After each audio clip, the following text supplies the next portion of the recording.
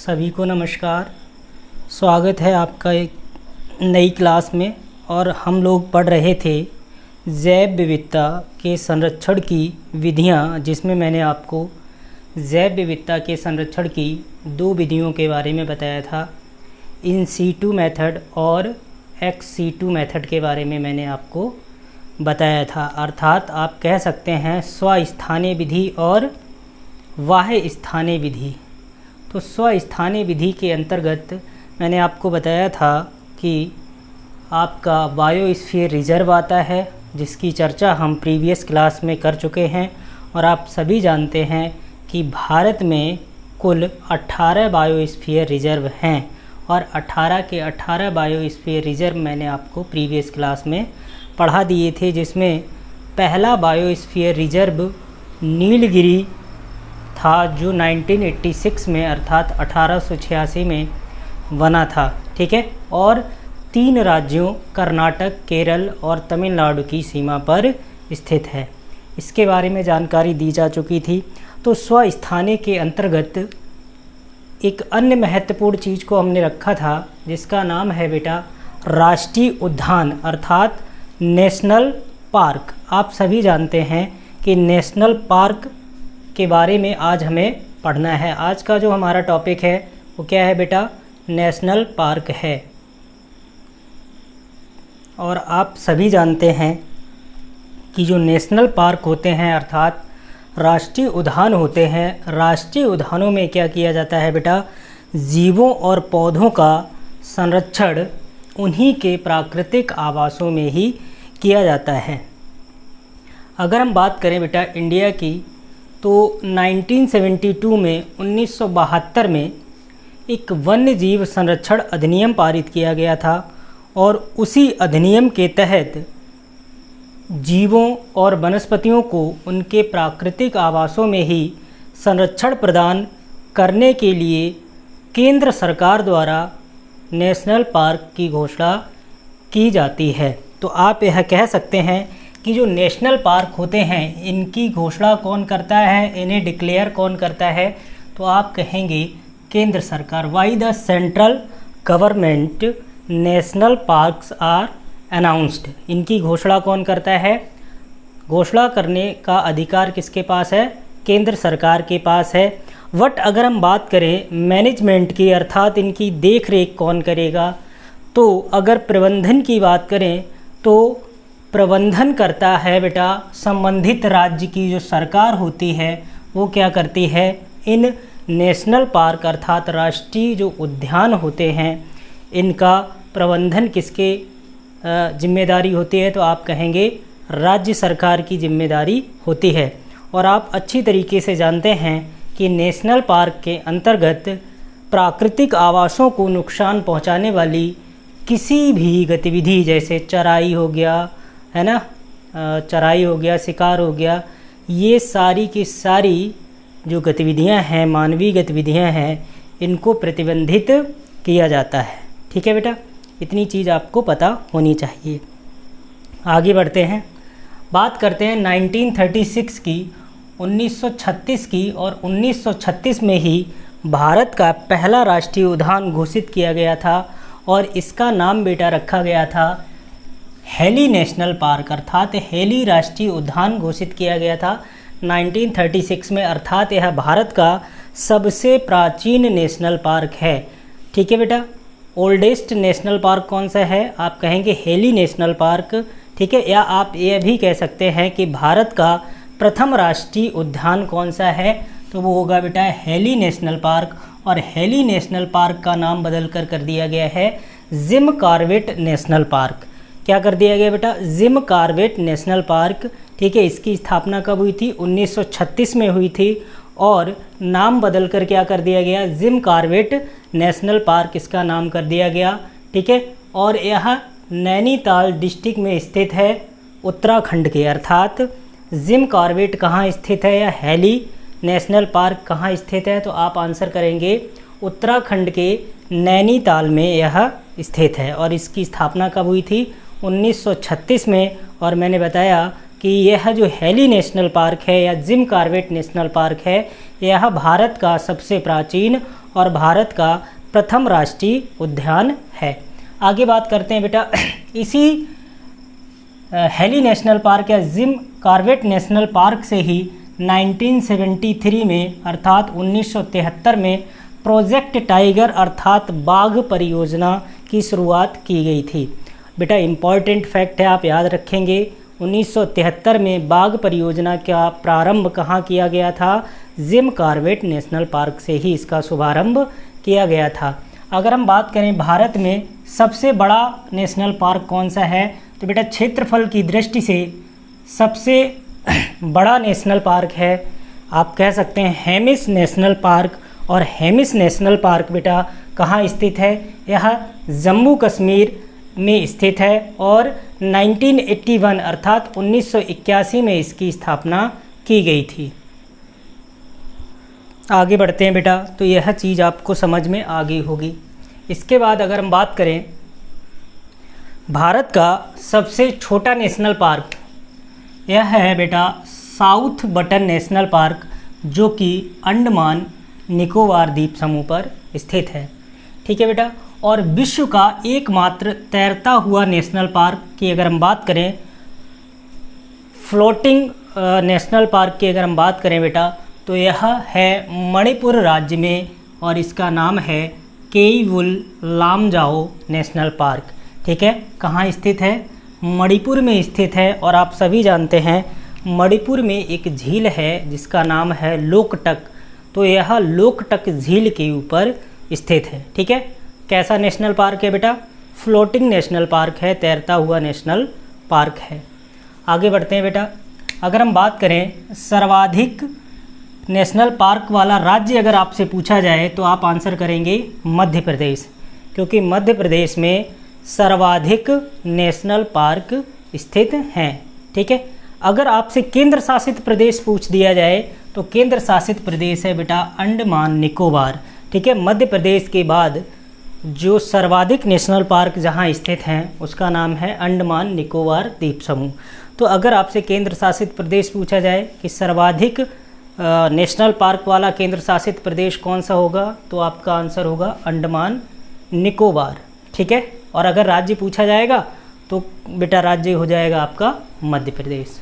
इतनी चीज़ आपको समझ में आई होगी, आई होप।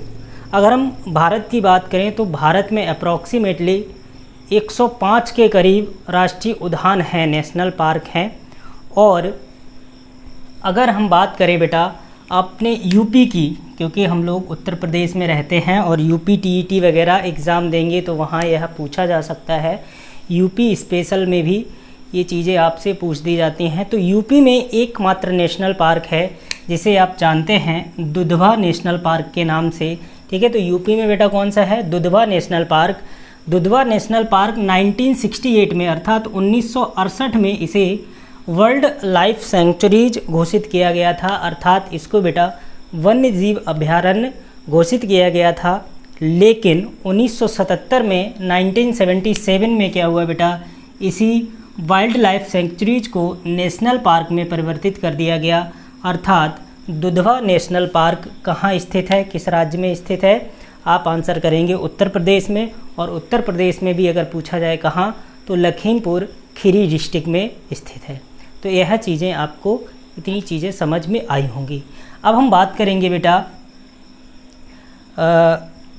राज्यवार जो नेशनल पार्क हैं उनकी सारे के सारे हम आपको याद कराने की कोशिश करेंगे, कॉन्सेप्ट और ट्रिक दोनों के साथ साथ। अगर हम बेटा जम्मू कश्मीर की बात करें, सबसे पहले हम उत्तर भारत से प्रारंभ करते हैं। तो उत्तर भारत में सबसे उत्तरी राज्य हमारा कौन सा है? जम्मू कश्मीर की अगर हम बात करें तो जम्मू कश्मीर और लद्दाख क्षेत्र की बात करें तो यहाँ पर बेटा मुख्यतः 4 national park exam point of view से इम्पॉर्टेंट हैं। ठीक है, जिनके नाम आपको दिए गए हैं। देखिए हेमिस नेशनल पार्क, और अभी इसकी चर्चा हो चुकी थी, 1981 में स्थापित किया गया और यह भारत का बेटा सबसे बड़ा नेशनल पार्क है। ठीक है, तो जम्मू कश्मीर में स्थित है। हेमिस नेशनल पार्क आपसे पूछ दिया जाए किस राज्य में स्थित है, तो आप आंसर करेंगे हेमिस नेशनल पार्क कहाँ स्थित है? आंसर होगा आपका जम्मू कश्मीर में। दूसरा है बेटा सलीम अली नेशनल पार्क। ठीक है, तो यह कहाँ स्थित है? यह भी जम्मू कश्मीर का ही है और इसकी स्थापना 1992 में अर्थात 1992 में हुई थी।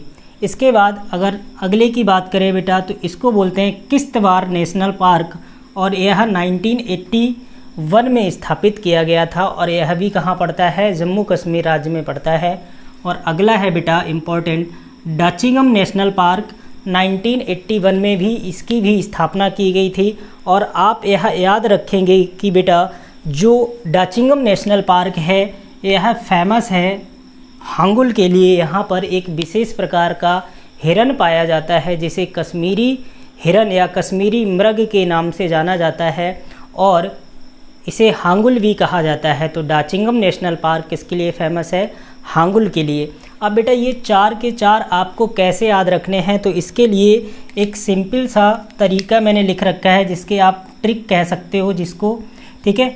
तो किस तरीके से याद रख सकते हैं, तो एक लाइन आप याद रखेंगे, जम्मू की हेमिस ने सलीम अली को किस्तों में डिच किया।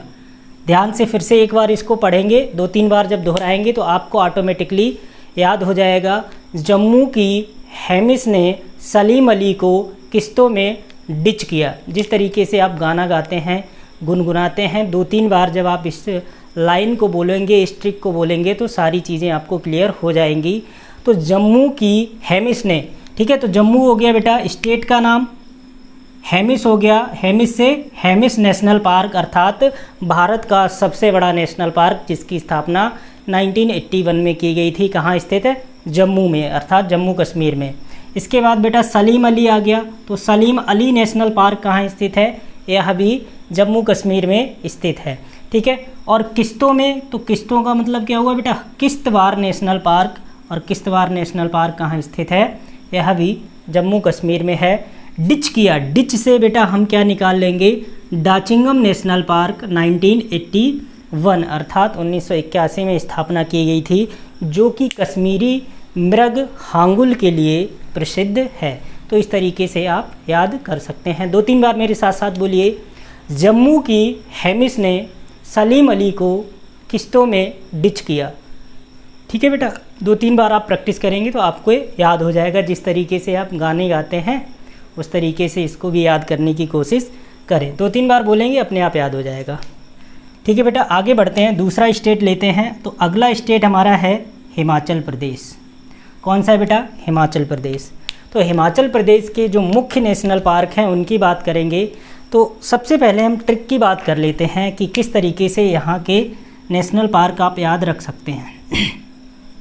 तो सबसे पहले ट्रिक हमने क्या लिख रखी है, हिमाचल में सिंबल और इंदर, ये कोई व्यक्ति मान के चलो, सिंबल और इंदर ने ग्रेट हिमालय की पिन पर बैठकर खीर खाई।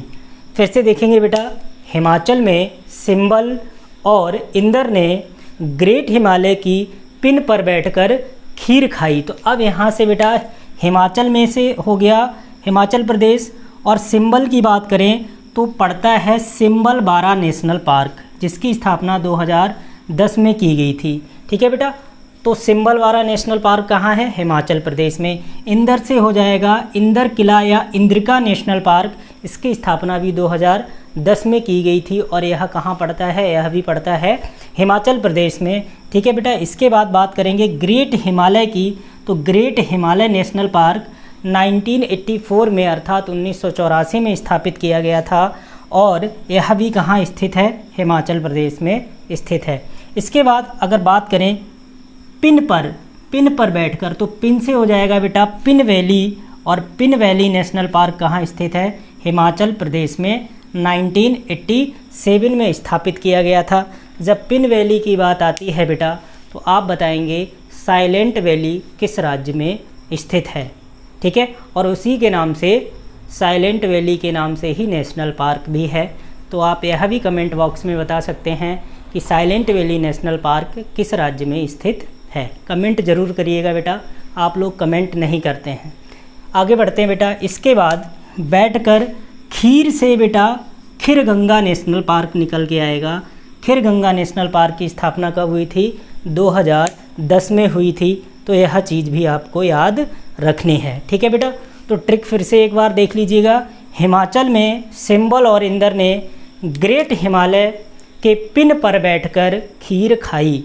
ठीक है, तो हिमाचल प्रदेश के सभी इम्पोर्टेंट नेशनल पार्क आपको इस ट्रिक से याद हो जाएंगे। एक बार फिर से दोहराइए, हिमाचल में सिंबल और इंदर ने ग्रेट हिमालय के पिन पर बैठकर खीर खाई।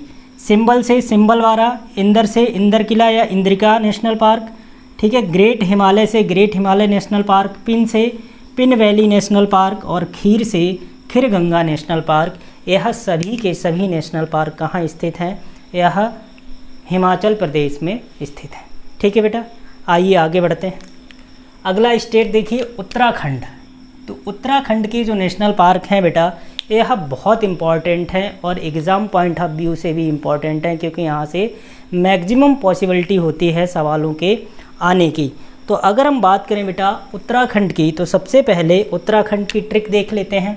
ट्रिक क्या है बेटा? उत्तराखंड की नंदा देवी का बेटा राजा गोविंद गंगोत्री वाली फूलों की घाटी में गया। अब यहाँ से बेटा ध्यान रखिएगा, उत्तराखंड तो हो गया स्टेट का नाम अर्थात राज्य का नाम।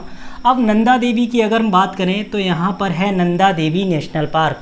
ठीक है बेटा, तो नंदा देवी नेशनल पार्क कहाँ स्थित है? आप कहेंगे उत्तराखंड में। और इसकी स्थापना कब हुई थी? 1982 में स्थापित किया गया था। और मैं आपको जब बायोस्फीयर रिजर्व पढ़ा रहा था तो उसमें भी मैंने बताया था कि नंदा देवी जो बायोस्फीयर रिजर्व है वो कहाँ पड़ता है? उत्तराखंड में पड़ता है। तो नंदा देवी के नाम से ही नेशनल पार्क भी है जो कहाँ स्थित है? उत्तराखंड में स्थित है। इसके बाद बेटा का बेटा को मिला के पढ़ेंगे, क्योंकि का बेटा से हम निकालेंगे कॉर्बेट, और कॉर्बेट का मतलब हुआ जिम कॉर्बेट। जिम कॉर्बेट जिसका प्राचीन नाम क्या था बेटा? हैली नेशनल पार्क था। हैली नेशनल पार्क से नाम बदल कर क्या किया गया था? जिम कॉर्बेट किया गया था। और इसकी स्थापना कब हुई थी? 1936 ईस्वी में हुई थी। और मैं आपको पहले ही बता चुका हूँ कि जिम कॉर्बेट या हैली नेशनल पार्क ही भारत का सबसे प्राचीन और भारत का प्रथम राष्ट्रीय उद्यान है। आगे बात करते हैं बेटा, राजा से हो जाएगा राजाजी नेशनल पार्क। ठीक है, यह भी कहाँ स्थित है? उत्तराखंड में स्थित है। 1983 में स्थापित किया गया था। गोविंद की अगर हम बात करें तो वैसे बेटा गोविंद पशु विहार या गोविंद नेशनल पार्क आपसे पूछ लिया जाए कहाँ स्थित है, तो यह भी उत्तराखंड में स्थित है। और 1990 अर्थात 1990 में इसकी स्थापना उत्तराखंड में की गई थी। इसके बाद बेटा गंगोत्री, गंगोत्री से हो जाएगा गंगोत्री नेशनल पार्क। तो गंगोत्री नेशनल पार्क कहाँ स्थित है? यह भी बेटा उत्तराखंड में स्थित है और 1989 अर्थात 1989 में स्थापित किया गया था। इसके बाद ट्रिक से निकालेंगे फूलों की घाटी। तो सीधा सीधा यहाँ से मिल रहा है बेटा फूलों की घाटी नेशनल पार्क अर्थात valley of flowers national park कहाँ स्थित है? तो आप यहाँ आंसर करेंगे उत्तराखंड में स्थित है। ठीक है बेटा, आपको मैंने पढ़ाया था वैली ऑफ फ्लावर्स कहाँ है और यहाँ किस प्रकार के पुष्प अर्थात फूल पाए जाते हैं, यह आप कमेंट बॉक्स में लिखकर कमेंट करेंगे। ठीक है बेटा, तो यह उत्तराखंड के सभी महत्वपूर्ण नेशनल पार्क हो गए। एक बार ट्रिक को फिर से दोहराइए मेरे साथ। उत्तराखंड की नंदा देवी का बेटा राजा गोविंद गंगोत्री वाली फूलों की घाटी में गया। उसको फूल पसंद होंगे तो फूलों की घाटी में चला गया।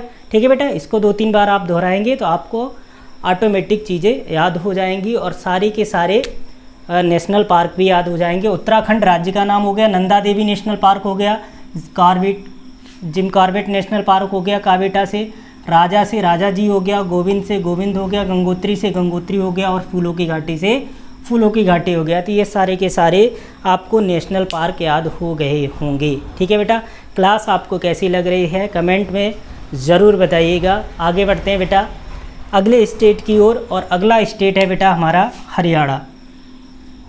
ठीक है, हरियाणा की अगर हम बात करें बेटा तो हरियाणा में 2 इम्पॉर्टेंट नेशनल पार्क हैं। एक है बेटा सुल्तानपुर नेशनल पार्क जिसकी स्थापना 1989 में की गई थी और दूसरा है कलेश्वर या कालेश्वर नेशनल पार्क, इसकी स्थापना 2003 में की गई थी और दोनों ही महत्वपूर्ण हैं। याद करने का तरीका यह है, कुछ समय पहले सलमान खान की मूवी आई थी सुल्तान, ठीक है बेटा, और वह पूरी हरियाणवी पृष्ठभूमि पर बनी हुई थी। तो सुल्तानपुर नेशनल पार्क अगर आपसे पूछा जाए कहाँ स्थित है, तो आप आंसर क्या करेंगे, हरियाणा में स्थित है। या फिर आप यह कह सकते हैं, ट्रिक अगर आप बनाएं तो खुद से बना सकते हैं, हरियाणा का काला सुल्तान।